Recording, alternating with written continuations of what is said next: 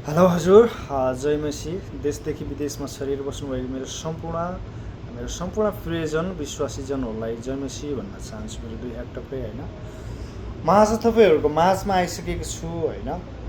केही कुराहरू राख्नको लागि केही कुरा हामी विश्वासीहरूले चाहिँ केही कुराहरूमा अत्यन्तै एकदमै रूपमा महत्त्वपूर्ण ध्यान दिनुपर्छ होइन। केही तपाईँहरूलाई सामान्य केही कमन कुराहरू लाग्छ, तर यो कुराहरू चाहिँ एकदमै महत्त्वपूर्ण छ हामी विश्वासीको जिन्दगीमा होइन। त्यस कारणले हामीले कुनै पनि यो कुराहरूमा हेलचक्राइ केयरलेस चाहिँ गर्नु हुँदैन। म तपाईँहरूलाई धेरै भन्दिनँ, यो तिनवटा कुराहरू म तपाईँहरूलाई भन्छु है। हामी विश्वासी चाहिँ कसरी परमेश्वरको साथमा हामी परमेश्वरलाई पछ्याएर हामी कसरी अडिग रहन सक्छौँ भन्ने कुराहरू म तपाईँहरूलाई भन्छु है। मैले जानेको कुराहरू तपाईँहरूको सामु म सामक्ष गर्दैछु। त्यस्तो भुल गल्ती केही भएमा क्षमा गर्नु होला है।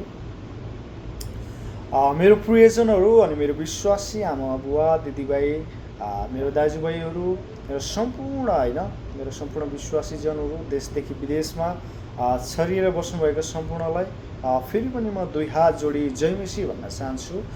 मेरो युट्युब च्यानलमा हजुरहरूलाई स्वागत छ होइन। मैले जानी नजानी मेरो कुराहरू तपाईँमा राख्दछु होइन। जुन कुराहरू परमेश्वरले मबाट बोल्नुभयो भित्र आत्मादेखि, तैँले जानेको कुराहरू चाहिँ सेयर गर्नुपर्छ, अरूलाई सुनाउनुपर्छ भन्ने एउटा परमेश्वरको बोली अनि मेरो हृदयमा बोल्नुभयो। त्यो कुराहरू म तपाईँलाई सुनाउन जाँदैछु।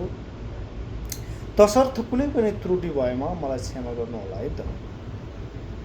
तिनवटा कुराहरू म तपाईँहरूलाई भन्छु। पहिलो नम्बरमा के छ भने हामी चाहिँ परमेश्वरलाई पछ्याउनको लागि हामीले पहिलो नम्बरमा बाइबल पढ्नुपर्छ होइन। र दोस्रो कुरा छ के छ भने हामी चाहिँ सांसारिक जीवनमा जिउनु भएन। हामी एउटा क्रिस्चियन, हामी एउटा विश्वासी भइसकेपछि सांसारिक दुनियाँबाट एउटा छुट्टै अलग बस्नुपर्छ, एउटा छुट्टै पाटो होइन। त्यो कुराहरू छ। अर्को अनि मेन तेस्रो कुरा भनेको हामी चाहिँ हाम्रो जीवनमा परमेश्वरलाई पाएर मात्रै हाम्रो जीवन बदलिँदैन। साँच्चीकै हामी हाम्रो आफ्नो सोच, आफ्नो चालचलन, आफ्नो बोली, हाम्रो व्यवहार हामी चाहिँ बदलिनुपर्छ होइन। यो तिनवटा कुरा एकदम महत्त्वपूर्ण छ तपाईँहरूलाई म भन्न चाहन्छु।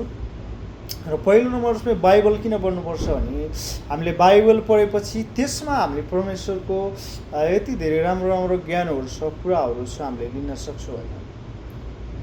र चाहिँ हामीले बाइबल हामीले रेगुलर कन्टिन्यू बाइबल पढ्दा परमेश्वरको वचन हाम्रो हृदयमा राख्न सक्छौँ। किनकि हामी विश्वासी त हौँ, हामी विश्वास पनि धेरै गर्छौँ, तर हामीसँग परमेश्वरको ज्ञान छैन भने, बाइबल पढिएन भने, अनि त्यसमा चाहिँ तपाईँ हामी भएर होइन ध्यान दिनुपर्छ एकदमै। र त्यही भने मैले तपाईँहरूलाई अर्को चाहिँ दोस्रो कुरा भनेको हामी सांसारिक दुनियाँबाट अलग रहनुपर्छ। किन रहनुपर्छ त भन्दा हामी संसारमा जसरी हामीले पहिलेको जिन्दगी जिइराखेका थियौँ त्यसरी हामी जिउन सक्दैनौँ होइन। किनभने हामी पक्कै पनि बदलिँदैनौँ सांसारिक जीवन दिएर। हामी चाहिँ विश्वासी भइसकेपछि एउटा बाइबलको होइन वचनअनुसार जिउनुपर्छ। परमेश्वरले दिनुभएको जीवनअनुसार हामी चाहिँ बदलिनुपर्छ होइन। तपाईँहरूलाई म भन्न चाहन्छु। र चाहिँ त्यस कारणले हामी सम्पूर्ण होइन देशदेखि विदेशमा रहेका हाम्रो दाजुभाइ दिदीबहिनीहरू एकदमै परमेश्वरलाई आत्मसात राखेर अगाडि बढ्नुपर्छ। हामी चाहिँ एकदमै यो कुराहरूमा ध्यान दिनुपर्छ। मैले जानी नजानेका कुराहरू तपाईँहरूलाई सिकाएँ होइन। मबाट त्यस्तो केही त्रुटि भएमा क्षमा गर्नुहोस्।